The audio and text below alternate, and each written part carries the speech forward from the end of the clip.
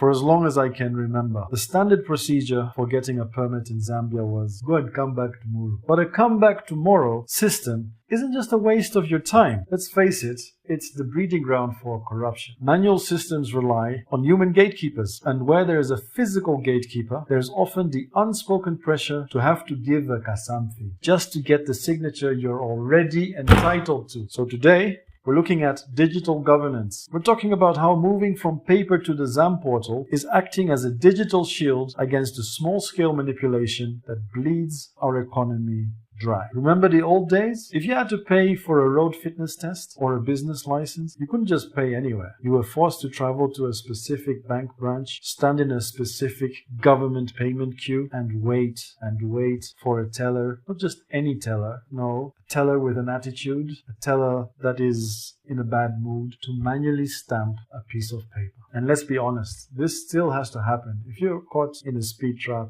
or whatever it is, and you have to pay your fine, you have to go to Civic Center to pay that fine. And that just is another reason to just pay a corrupt officer some money to get it over and done with, because of the tedious process. And that comes down to the time tax. If the government specialist teller was on lunch, your entire business day is gone. In the business Indaba world, time is capital.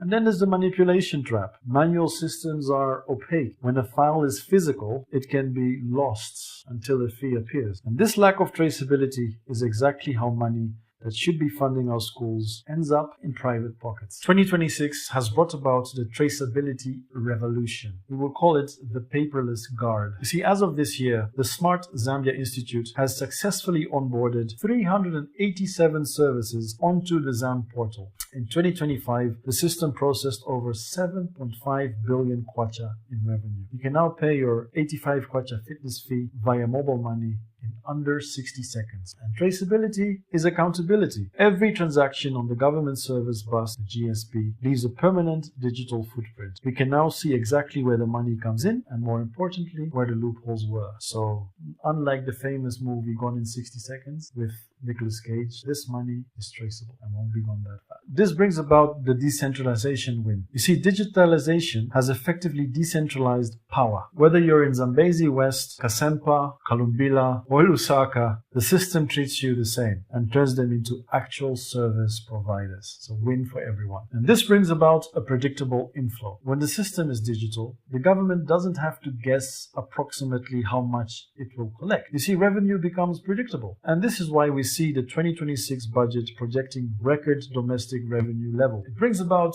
a level playing field. For you, the business owner, this means your competitor can no longer negotiate their way out of compliance while you pay the full price. The system makes it harder to hide and easier to grow. When everything is traceable, the something culture starts to starve. There you have it. We're moving from a system of who you know to a system of what the data says. Digital governance and decentralization are the ultimate Zambia-proof moves for a transparent future. And I have a question. Do you think that our people are computer literate enough for this move? Or do you see people charging something to help those illiterates process their things online? Have an Indaba in the comments below. We've plugged the leaks at the national level, but what about the elephant in the room, the power supply deficit? In the next episode, we're doing a deep dive into Maamba 300 megawatts expansion. Solving load shedding with coal power? Yes or no?